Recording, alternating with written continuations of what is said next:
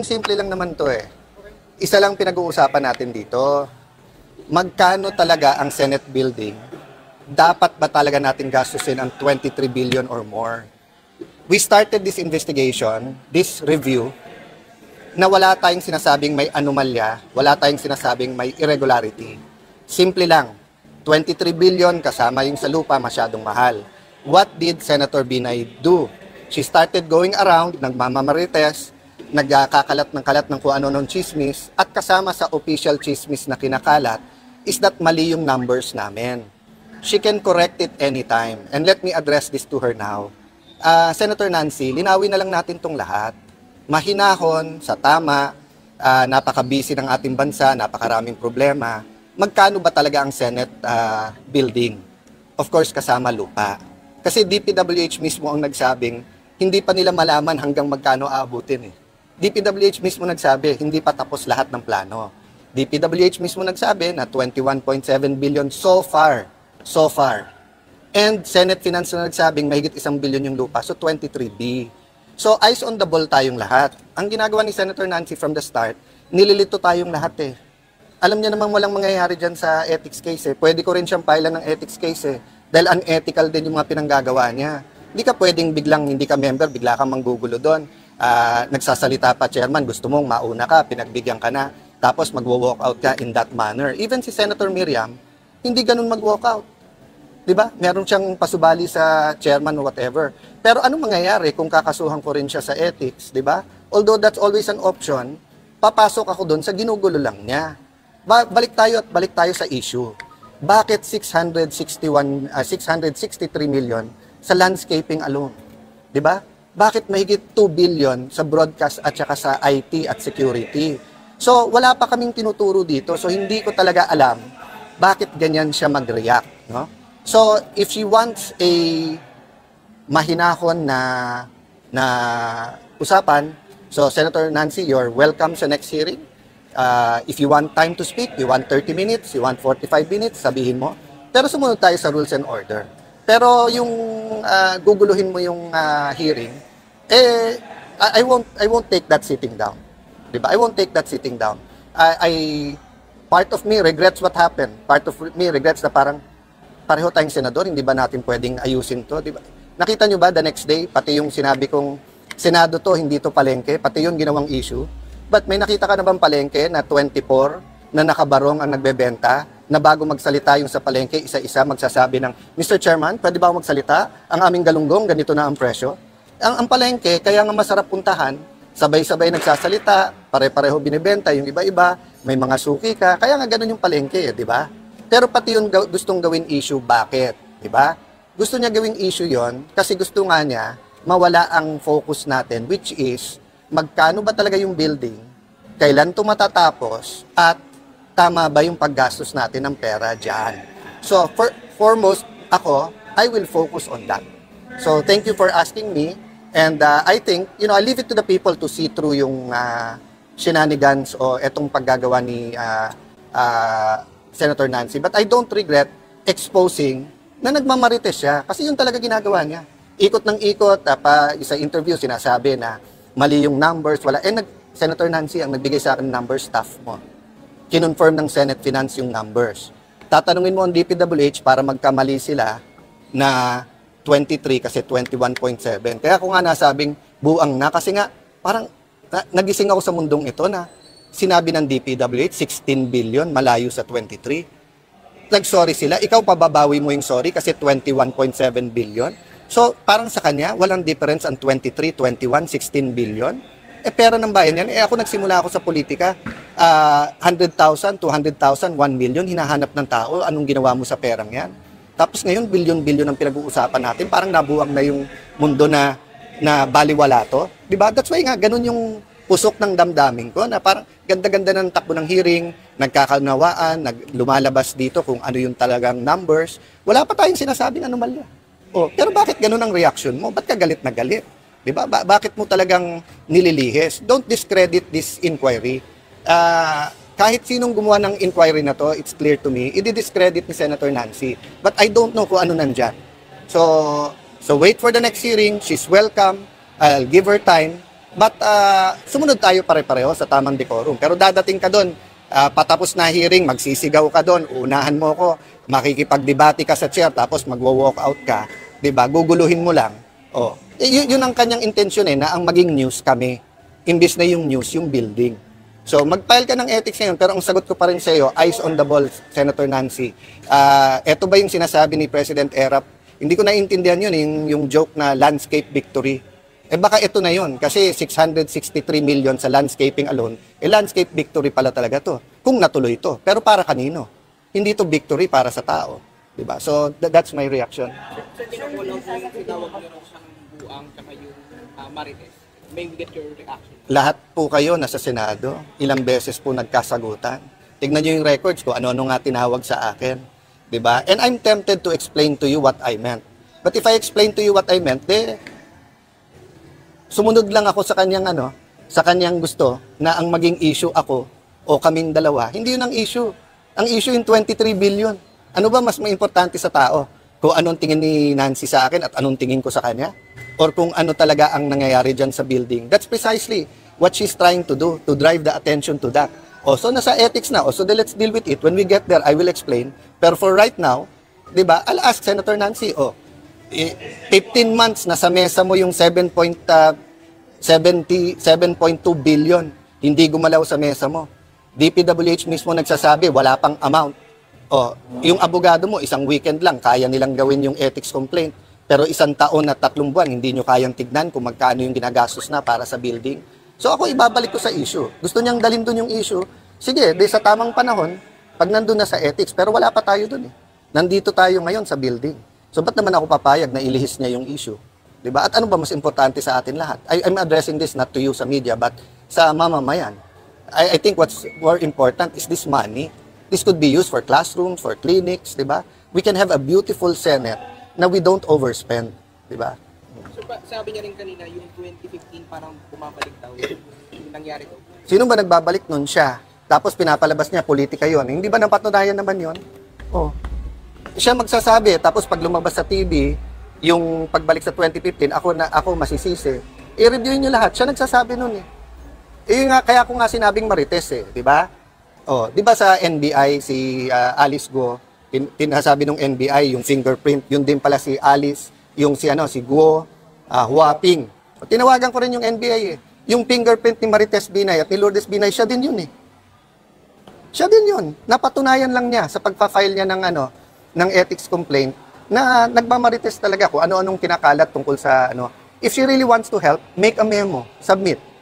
Kung gusto niya mag-attend siya bilang resource person, hindi bilang senador, siya ang magbigay ng O kung gusto niya, sabihin niya, sige, Senator Alan ipila natin dyan yung mga involved, ako muna magtatanong, eto numero ko. Pagkatapos ko ikaw magtanong. Lahat yung mapag-uusapan. Pero yung mga pinapadala niyang tao, whether formally o hindi, sana mag-usap na lang kayong dalawa. Paano namin pag-uusapan 23 billion? Kayo ba maniniwala pag nag-close door kami? Tapos lalabas kami? Maniniwala kayo sa laki ng amount na yan? Na papayag kayo na kami na lang dalawa mag-usap o kaming tatlo ni SP or with Senate President Subiri? Kung kaming dalawa mag-uusap, tapos lalabas ako, alam nyo ba hindi na konsulta ang Senado? Di magkakalat na naman siya ng ibang chismis. Eto ang project manager na nagsabi. Saan kayo nakakita ng project manager? Saan kayo nakakita ng project? Yung gagamit ng building, hindi na konsulta. 2 taon na siya dun Di ba? Nakailan variation order yon. Yung isang variation, yung isang RDAED, yung revised detailed architectural and engineering design, magpo 4 years na hindi pa approved. So for me, that's the issue. Now, if people don't like my style or my mali, etc., so let's deal with that later on. Tao din lang naman ako I'm not saying it's perfect, di ba? I'm not always happy with what comes out of my mouth. But I'll tell you, it's authentic. Yun nasa puso ko Talagang nasa puso ko nung nangyari yun Nabuang na ba yung mundong, ganito na ba yung mundo natin? Na bilyon-bilyon ang pinag-uusapan.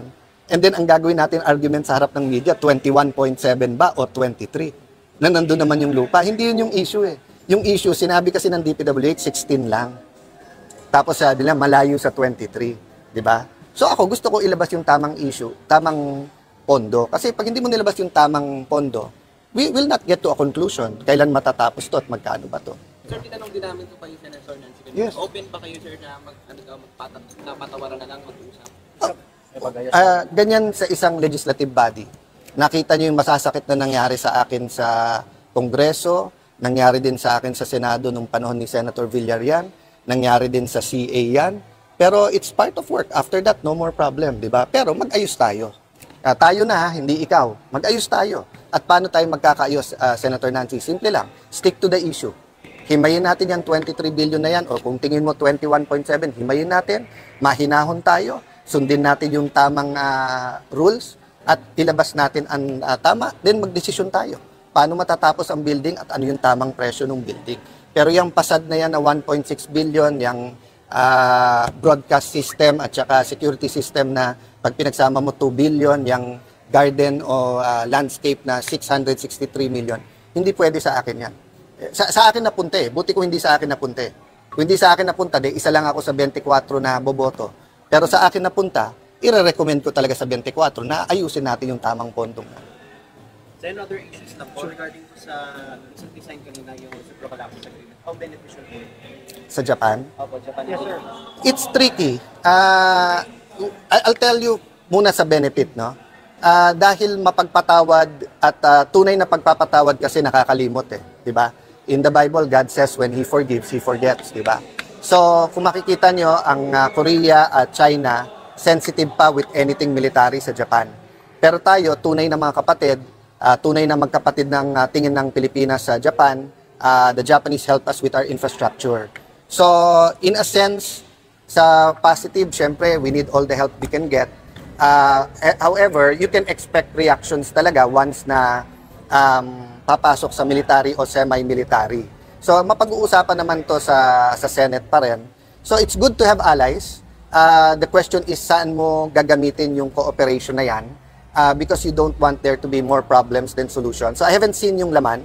But of course, I think the government of Japan na parami ng parami, palaki ng palaki yung areas saan yung cooperation. So, katulad ngayon, hindi ganun kataas ang turistang Chino o Chinese sa atin. And talagang for every 2 or 3 tourists, isang trabaho ang nakrecreate sa Pilipinas, tumaas ng konti ang ating unemployment. So if the Japanese and Koreans who have done it before can help us by helping us have more tourists here, those are forms of help na wala sa agreement. So bottom line, I think it's a positive step. Kailangan lang natin tignan at himayin kasi there's going to be a little bit of controversy then. It really depends. Senator Amy has been outspoken about how the country should deal with the West Philippine Sea. So it depends kung isa-schedule niya at it depends din sa lalim ng mga tanong niya. No? And we usually support the chair sa desisyon niya. No? But we'd like to thank the Japanese government no, na parami ng parami ang areas where may cooperation tayo. Sir, the National Press Club challenge may names daw yung 10 radio station. Okay. Kung sasagutin ko yan on the merits, na may sagot ako dyan, kasi tandaan natin, halos nagsisigawan kaming dalawa, kaya kung hindi tama yung paglabas nung ibig ko sabihin, pero kung sasagutin ko on the merits, ay kwento ko yan, pupunta na naman tayo dyan, na dyan gusto nga punta ni Senator Nancy.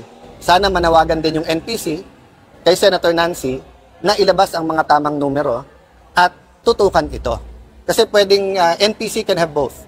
They can have investigation where Senator Nancy is cooperative as former chair, where she's held accountable for the good or bad that she's done during her time. And then you hold me accountable later on. Diba? So, eto namang issues, hindi naman nawawala ng issue sa politiko. Hindi rin nawawala ng issue sa politika. But look at my track record. Hanggang ngayon, nasty things have been written about me. May kinasuhan na ba akong libel sa buong political life ko? Wala. Tanungin mo sa mga nakatrabaho ko, sa press corps sa DFA, sa press corps sa Senate, sa press corps sa House, even sa SEA Games, na naging up and down at meron talaga kaming inaccuse ng PR group. May inaccuse talaga kami na nanira at yan umabot ng korte. Verified yan. Diba? So, hindi naman natin sila sabi perfecto lahat ng media, pero yung palabasin na yung sinabi ko, nag-a-accuse widespread sa radio, sa media, hindi totoo yun. Kilala niyo ako. Hindi ako ganun mag-akusa. Ang inaakusahan ko, si Senator Nancy. na nagmamarites ka na lang, nagtutulak ka ng narrative, nagtutulak ka ng question, hindi mo pa sinipagan na ayusin ng mabuti yung pakiusap mo sa ilang mga stasyon na eto maging topic. Yun ang ibig ko sabihin doon. Wala akong sinasabing may mali o whatever. Twist yung sinasabi ko. But again, if I go deep into that, nanalo si Senator Nancy. So yun ang challenge ko pabalik sa NPC. Eyes on the ball, mga kapatid sa media. Eyes on the ball. Ang issue dito yung sa Senate building at yung pera. Kung susundin natin yung gusto ni Senator Nancy, magiging play na to nung lahat. So anong gagawin na ni Mayor Alice Guo? O sisigawan na lang yung chairman. Tapos papailan ng ethics, yun na yung news. Hindi na yung kung sino talaga siya at paano siya naging mayor, di ba? So yan ang style ni Senator Nancy, hindi ubra sa akin yung style niya. Di ba? Kailangan eyes on the ball tayo. Tama dapat yung issue.